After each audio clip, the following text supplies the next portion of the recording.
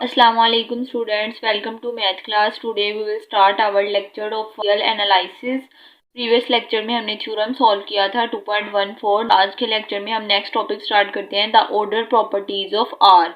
Are मतलब real number की हमने ऑर्डर प्रॉपर्टीज को डिस्कस करना है। देखते हैं हमारे पास इसकी डेफिनेशन क्या है। There is a non empty subset P of R, means कि हमारे पास रियल नंबर का कोई सबसेट है पी और वो नॉन एम्प्टी है, उसमें कुछ एलिमेंट्स हैं, उसको हम क्या कहेंगे, इस called the set of positive real number.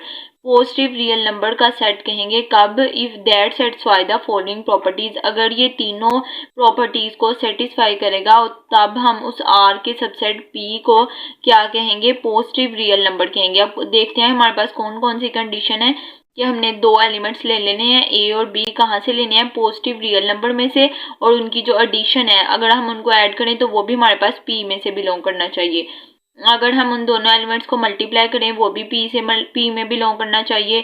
और हमारे पास सिर्फ अगर ए जो है वो आर से बिलोंग करे, पहली दो कंडीशन में पी से बिलोंग कर रहा है पॉजिटिव रियल नंबर में से, और थर्ड कंडीशन में आर से बिलोंग कर रहा है, तो हमारे पास ये तीनों कंडीशन होल्ड करनी चाहिए। चलें इस ऑर्डर प्रॉपर्टी की डेफिनेशन को डिटेल से देखते हैं। Order properties of R, real number की order properties. There is a non empty subset P of R, हमारे पास रियल नंबर्स हैं, उसमें से हमने कोई सबसेट ले लिया है पी और वो नॉन एम्प्टी है, मीन्स उसमें कुछ एलिमेंट्स हैं, और उसको हम उस सबसेट पी को हम क्या कहेंगे, पॉजिटिव रियल नंबर। कब कहेंगे, अगर ये सेटिस्फाई करेगा फॉलोइंग प्रॉपर्टीज को। अब हम देखते हैं कि कौन कौन सी प्रॉपर्टीज को, अगर कोई रियल नंबर का सबसेट जो हमने लिया है अगर ये वाली प्रॉपर्टीज को सेटिस्फाई करेगा तो उस सबसेट को हम कहेंगे कि ये पॉजिटिव रियल नंबर है। अब कौन कौन सी प्रॉपर्टीज हैं, फर्स्ट प्रॉपर्टी क्या है, if A and B belongs to P, जो हमने सबसेट लिया है उसमें से हमने दो एलिमेंट्स ले लेने हैं, अगर उनको ऐड करेंगे तो वो भी उसी सबसेट में बिलोंग करने चाहिए। जिस तरह अब ये कौन सी कंडीशन है हमारे पास, ये हमने पहले पढ़ी हुई है रियल नंबर के लिए, हमारे पास कोलेयर प्रॉपर्टी है विद रिस्पेक्ट टू एडिशन।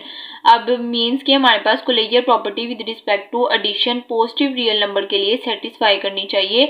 हमने जो एलिमेंट लिए हैं उनका एडिशन भी बिलोंग करना चाहिए हमारे पास पॉजिटिव रियल नंबर में। Closure property with respect to addition satisfy होनी चाहिए, ये हमारे पास है फर्स्ट प्रॉपर्टी।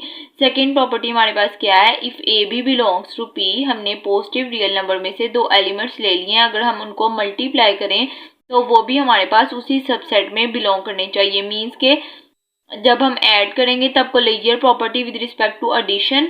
अब यहाँ पे मल्टीप्लाई हो रहा है तो ये कौन सी प्रॉपर्टी है, closure property with respect to multiplication, ये आप लोगों ने पहले पढ़ा हुआ है।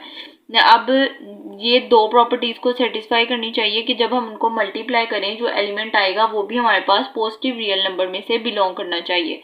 अब थर्ड एग्जाम क्या है, if A belongs to R, जो हमने फर्स्ट दो कंडीशंस देखी थी उनमें से जो एलिमेंट्स ले रहे थे वो पॉजिटिव रियल नंबर में से ही ले रहे थे, फिर उनको ऐड कर रहे थे वो भी पॉजिटिव में आया, जब मल्टीप्लाई किया वो भी पॉजिटिव में आया। लेकिन यहाँ पे थर्ड प्रॉपर्टी में हमने जो एलिमेंट लेना है वो कहाँ से लेना है, रियल नंबर में से लेना है। If A belongs to R then exactly one of the following holds, अगर हम आर रियल नंबर में से एलिमेंट्स लेंगे तो वो वाला एलिमेंट तीन कंडीशन को सेटिस्फाई करेगा, वो पॉजिटिव भी हो सकता है, वो नेगेटिव भी हो सकता है, वो जीरो के इक्वल भी हो सकते हैं। हमने रियल नंबर रियल लाइन में देखा हुआ है कि हमारे पास रियल लाइन में पॉजिटिव एलिमेंट्स भी होते हैं और नेगेटिव एलिमेंट्स भी होते हैं।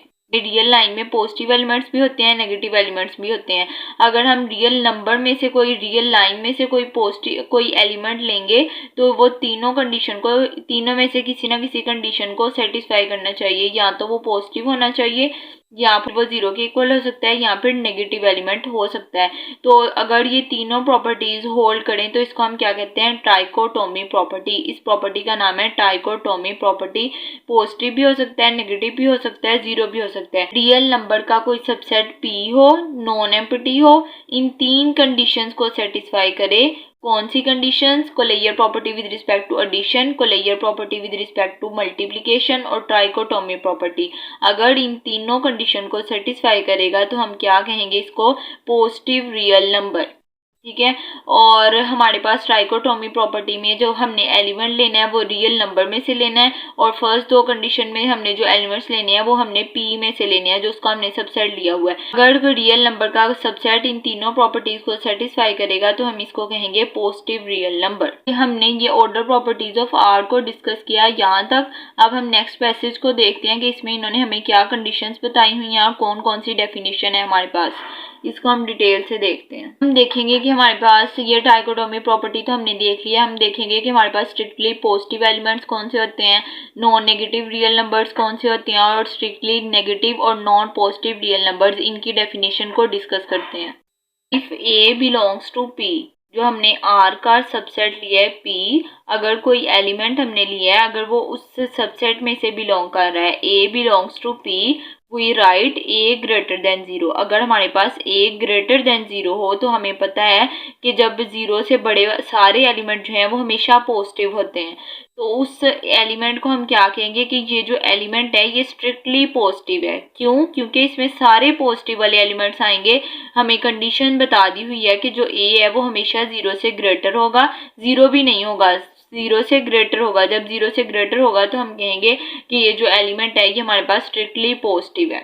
तो a belongs to P union zero, अगर हमारे पास ये भी कंडीशन हो और इसमें हम जीरो को भी ऐड कर दें तब हम इसको क्या कहेंगे, मीन्स कि अब जीरो भी है और ग्रेटर देन भी है। जब ग्रेटर देन अकेला ग्रेटर देन जीरो था तब हमने कहा था स्ट्रिक्टली पॉजिटिव। अगर जीरो के इक्वल भी हो और जीरो से ग्रेटर सारे एलिमेंट्स आए तब हम कहेंगे नॉन नेगेटिव। क्यों कहेंगे? क्योंकि अब यहाँ पे जीरो भी आएगा और जीरो से बड़े सारे एलिमेंट्स आएंगे, सिर्फ कौन से एलिमेंट नहीं आएंगे, नेगेटिव वाले एलिमेंट्स नहीं आएंगे। तो इस तरह के एलिमेंट ए को हम क्या कहेंगे कि ये नॉन नेगेटिव है। अब हमने ये याद रखना है कि जब हमें थ्योरम में बताया होगा कि हमारे पास एलिमेंट है नॉन नेगेटिव है तो हमने उसको किस तरह लिखना है, a greater than equals to zero. अगर हमें गिवन हो कि जो हमारे पास एलिमेंट है वो स्ट्रिक्टली पॉजिटिव है तब हमने क्या लिखना है, ए ग्रेटर देन जीरो। ये कंडीशन हमें इसीलिए बताई है कि आगे हमने जो थ्योरम सॉल्व करने हैं, अगर आप लोगों के स्टेटमेंट में अगर स्ट्रिक्टली पॉजिटिव कहा गया है तो हमने लिखना है ए ग्रेटर देन जीरो, अगर नॉन नेगेटिव कहा गया है तो हमने लिखना है a greater than equals to zero. अब थर्ड कंडीशन देखते हैं कि अगर हमारे पास जो एलिमेंट है वो नेगेटिव है, क्योंकि रियल नंबर में हमारे पास पॉजिटिव एलिमेंट्स भी होते हैं, नेगेटिव भी होते हैं और जीरो भी इंक्लूड होता है। अगर हमारे पास नेगेटिव एलिमेंट है तो उसको हम किस तरह लिखेंगे, नेगेटिव एलिमेंट कब होते हैं, जब हमारे पास जीरो से लेस होते हैं तभी हमें नेगेटिव नंबर्स मिलते हैं ना, क्योंकि रियल नंबर जीरो ये हमारे पास जीरो होता है। अगर जीरो से हम ग्रेटर देखें तो सारे पॉजिटिव एलिमेंट आते हैं, और अगर हम जीरो से लेस देखें तो सारे नेगेटिव एलिमेंट आते हैं। इसीलिए अगर हमें कहा गया हो कि हमारे पास एलिमेंट जो है वो नेगेटिव है तो इसका मतलब है कि ए जो है वो लेस देन जीरो है, लेस होगा फिर ही हमारे पास नेगेटिव एलिमेंट्स आएंगे। इस तरह के एलिमेंट्स को हम क्या कहेंगे, स्ट्रिक्टली नेगेटिव, क्योंकि इसमें सिर्फ नेगेटिव वाले एलिमेंट्स आएंगे जब ए लेस देन जीरो होगा। अब जीरो इंक्लूड नहीं है, सिर्फ नेगेटिव वाले एलिमेंट्स आएंगे। जब सिर्फ नेगेटिव वाले एलिमेंट्स आएंगे तो उसको कहेंगे स्ट्रिक्टली नेगेटिव, जब सिर्फ पॉजिटिव वाले एलिमेंट्स आएंगे तो उसको कहेंगे स्ट्रिक्टली पॉजिटिव। जब स्ट्रिक्टली पॉजिटिव में जीरो इंक्लूड हो जाएगा तो उसको हम कहेंगे नॉन नेगेटिव एलिमेंट, क्योंकि अब जीरो भी इंक्लूड है, उससे ग्रेटर भी इंक्लूड है, सिर्फ नेगेटिव वाले इंक्लूड नहीं है, इसीलिए उसको क्या नाम दिया, नॉन नेगेटिव। अगर हम इसमें जीरो को इंक्लूड कर दें, अब यहाँ पे सिर्फ लेस थे तो हमने स्ट्रिक्टली नेगेटिव कहा, अगर इसमें हम जीरो को इंक्लूड कर दें, minus a belongs to P union zero, means कि अब जीरो भी इंक्लूड है, a less than equals to zero, means कि अब जीरो भी होगा और जीरो से लेस सारे ही होंगे, सिर्फ पॉजिटिव वाले एलिमेंट नहीं होंगे। तो इसको हम क्या कहेंगे, नॉन पॉजिटिव रियल नंबर। जिस तरह यहाँ पे हमने नॉन नेगेटिव रियल नंबर कहा, यहाँ पे हम कहेंगे नॉन पॉजिटिव रियल नंबर। ये चारों कंडीशंस हमने इसीलिए पढ़ी हैं कि नेक्स्ट थ्योरम में जब हमारे पास कंडीशन होगी कि स्ट्रिक्टली पॉजिटिव है तब ए ग्रेटर देन जीरो लिखना है, जब नॉन नेगेटिव कहा होगा तो a greater than equals to zero लिखना है, जब स्ट्रिक्टली नेगेटिव कहा होगा तो ए लेस देन जीरो लिखना है। अब ये कंडीशन हमने याद रखनी है कि अब नेक्स्ट जो है थ्योरम में मैं डायरेक्ट इसको यूज करूंगी। जब नॉन पॉजिटिव लिखना है तो a less than equals to zero लिखना है। 2.15 में ये हमारे पास डेफिनेशन थी और कुछ ऑर्डर्स कंडीशन बताई हुई थी कि कब कौन से एलिमेंट को हम क्या कहेंगे। ठीक है, अब 2.15 को हमने पढ़ लिया। अब देखते हैं कि 2.16 में हमारे पास कौन सी डेफिनेशन गिवन है, इसको स्टडी करते हैं और उसके बाद हमारा जो 2.17 थ्योरम होगा वो 2.15 और 2.16 में जो कंडीशंस जो डेफिनेशंस बताई हुई हैं उन्हीं कंडीशन को यूज करते हुए हम इस थ्योरम को सॉल्व करेंगे। इसीलिए पहले 2.15 और 2.16 वाले डेफिनेशंस और कंडीशंस को अच्छे से डिस्कस करते हैं। देखते हैं कि जो 2.16 डेफिनेशन है उसमें से कौन सी कंडीशन बताई हुई है। देखते हैं definition 2.16, let A B elements of R. हमने रियल नंबर में से दो एलिमेंट्स ले लिए हैं ए और बी। अगर हमारे पास अब ये दो कंडीशंस हमने देखनी है कि अगर a minus B belongs to p, अगर a minus B belongs to p होगा तो उसको हम कह सकते हैं कि a ग्रेटर देन b है। जिस तरह अगर हमारे पास हो 5 माइनस 4, ठीक है, तो अगर ये a हो और ये b हो तो इस कंडीशन में a हमेशा ग्रेटर देन होगा b से और b जो है ये हमेशा लेस होगा a से, क्योंकि फिर ही हमें कोई पॉजिटिव एलिमेंट मिलेगा। अगर हम 4 पहले लिख दें 5 बाद में लिख दें तो हमारे पास तो नेगेटिव आंसर आएगा। अगर हमारे पास a माइनस बी की कंडीशन हो तो हाँ हम इसको लिख सकते हैं कि इसमें हमेशा a ग्रेटर देन b होगा और b जो है अगर a ग्रेटर देन b है तो हमें पता है कि a बड़ा है b छोटा है, तो इसको हम ये भी लिख सकते हैं कि b लेस देन a। अब जब हमने थ्योरम सॉल्व करने हैं अगर उसमें कहीं भी a माइनस बी आ गया तो थ्योरम की कंडीशंस के मुताबिक हमने उसकी जगह रिप्लेस कर देना है। जब a माइनस बी होगा तो उसको हम लिख सकते हैं a ग्रेटर देन b या फिर b लेस देन a, क्योंकि जब ये एग्जांपल के थ्रू मैंने आप लोगों को बताया कि 5 माइनस 4 करेंगे तो फर्स्ट वाली वैल्यू हमेशा ग्रेटर होगी और सेकेंड वाली वैल्यू हमेशा लेस होगी, इसीलिए हम लिख सकते हैं a ग्रेटर देन b या b लेस देन a। अब एक कंडीशन तो ये याद रखनी है और सेकंड कंडीशन क्या है कि a minus B belongs to p union 0। अगर हम 0 को ऐड कर दें, ऊपर 4 कंडीशन में हमने देखा कि जब हमने 0 को ऐड किया तो ग्रेटर देन और इक्वल आया, मीन्स कि अब 0 भी इंक्लूड है, सिर्फ नेगेटिव वाले एलिमेंट्स इंक्लूड नहीं है। सेम वही कंडीशन होगी लेकिन जब 0 आएगा तो हम कह देंगे ग्रेटर देन और इक्वल्स टू। अब 0 भी इंक्लूड है इसलिए अब हम लिखेंगे a greater than equals to b और b greater than equals to a। जिस तरह ऊपर वाली कंडीशन में हमने देखा कि a ग्रेटर देन 0 था, जब हमने 0 भी इंक्लूड कर लिया तो a greater than equal to 0 आ गया। फिर हमने देखा कि जब a लेस देन 0 था, जब हमने 0 को भी इंक्लूड कर दिया तो a less than equals to 0 आ गया। सेम एज इट इज हम यहाँ पे भी यही काम कर रहे हैं कि जब हमने a माइनस बी किया तो हमने लिखा a ग्रेटर देन b, जब हमने उसमें 0 को भी इंक्लूड कर दिया तो हमारे पास क्या कंडीशन बन गई, a greater than equals to b या फिर b less than equals to a। The trichotomy property implies that for a b belongs to R exactly one of the following will hold। हमें पता है trichotomy property के मुताबिक a b से greater भी हो सकता है, लेस भी हो सकता है, और अगर a ग्रेटर भी हो लेस भी हो तो इस कंडीशन से हमें इस पॉइंट से हमें एक कंडीशन मिलेगी कि a इक्वल है b के। अगर किसी क्वेश्चन में हमारे पास a ग्रेटर भी आ जाए b से, a लेस भी आ जाए b से, तो हम ट्राइकोटोमी प्रॉपर्टी के थ्रू इसको लिख सकते हैं कि हमारे पास a इक्वल होगा b के। ये बहुत इंपॉर्टेंट कंडीशन है, ये आगे हमने इसको यूज करना है कि a ग्रेटर भी हो और लेस भी हो तो हम इसको लिख सकते हैं a इक्वल्स टू b। अगर a less than equals to b हो या फिर b less than equals to a हो तो हम ट्राइकोटोमी प्रॉपर्टी के थ्रू लिख सकते हैं कि a इक्वल्स टू b है।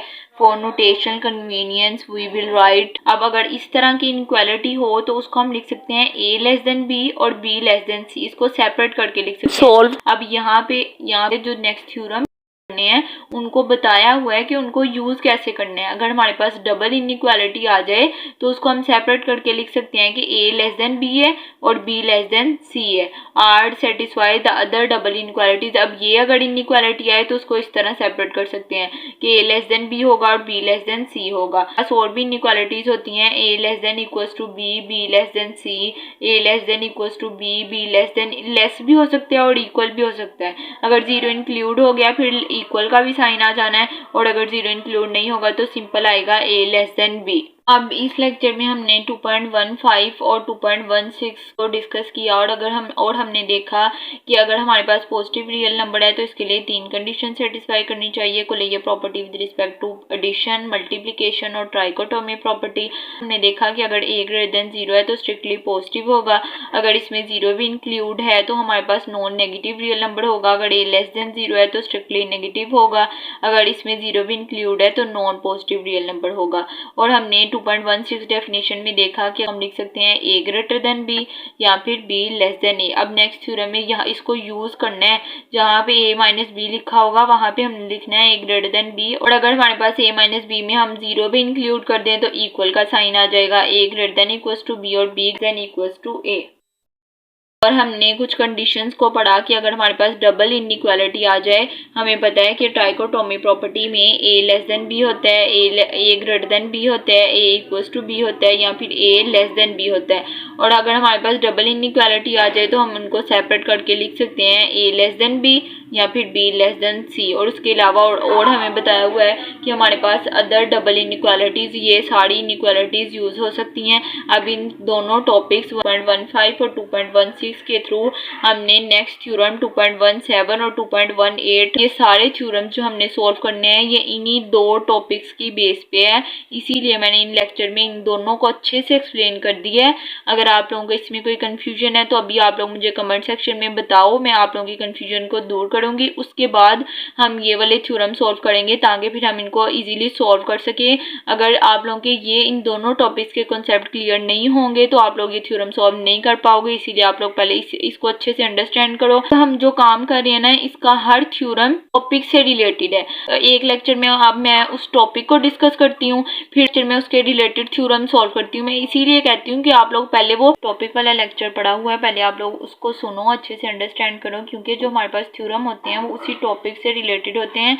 अगर आप लोगों के टॉपिक के कॉन्सेप्ट उसको अच्छे से आप लोगों ने अंडरस्टैंड किया हुआ है तो आप लोग थ्योरम खुद से सॉल्व कर सकते हो। इसीलिए मैं हर लेक्चर में आप लोगों से पहले कहती हूँ कि पहले वो वाला लेक्चर सुने फिर इस थ्योरम को करें, क्योंकि एक लेक्चर में थ्योरम और एक लेक्चर में टॉपिक को अंडरस्टैंड करोगे तो फिर ही थ्योरम को सॉल्व कर सकोगे। ठीक है, होप सो आप लोग अच्छे से अंडरस्टैंड कर रहे होंगे। फिर भी अगर आप लोगों को कोई कंफ्यूजन हो तो आप लोग कमेंट सेक्शन में पूछेगा, आप लोगों की वो कंफ्यूजन को दूर करूंगी। Thanks for watching, Allah Hafiz.